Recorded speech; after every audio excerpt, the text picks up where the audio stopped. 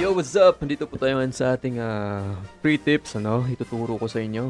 Wala nang patumbak-tumpak pa. Ito po ay ang ating stinger, ano? Kung saan sa mga DJ dyan, kung sino po ang nakagamit nito, feeling DJ o ano ka pa man, welcome, ano?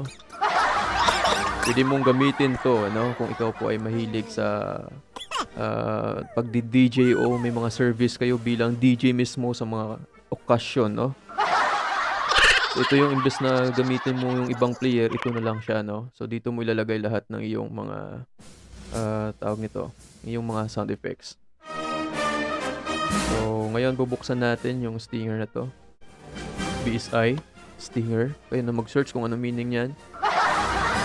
So, ilo-load ko yung mga na-save ko lang, kunwari, na sound, ano. So yan, sa mga nagtatanong kasi paano mag-load ng sound effects dito sa stinger na to. So ituturo ko yung una, i-click nyo kung saan anong box kayo maglalagay ng sound effects na yun. So nabawa dito, no? So ang gagawin natin, i-click mo yan, pagkatapos is punta tayo kay maring edit, ano? Ayan, tapos find files. At hanapin mo kung saan nakasave yung mga sound effects na gusto mong ilagay. So, kung sa akin ay nandito, no? Sound effects. Tapos, maghanap ako dyan.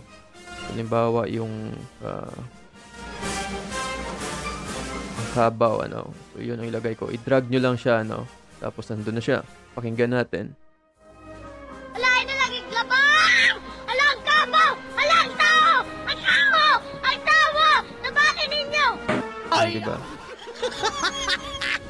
So, maglalagay pa tayo ulit ng isa pang sample kung ano pa ang tunog, ano? Kung baka na kala nyo ini-scam ko kayo, ha? Ito, lagay natin. Ayan. Kung gusto sila! Ayan. So, yun lang ang paglagay ng pag-load ng sound effects sa stinger, ano? So, kung may mga gusto pa kayong itanong, huwag niyong kalimutan i-comment yan sa baba at i-like ang ating video na to kung nakakatulong ba o hindi, ano? At sa gusto pang matuto o gustong magkaroon ng program na to, ano, sa mga mahilig dyan sa radyo, mag-comment lang kung paano ang ating process para maibigay itong program, no? O kasi binibili ko din to, ano? So, comment lang kayo at huwag kalimutan mag-subscribe at i-share sa inyong mga kamag-anak kung saan man sila, no? Huwag niyong kalimutan, ito po inyong free tip boy na laging hindi pretty boy.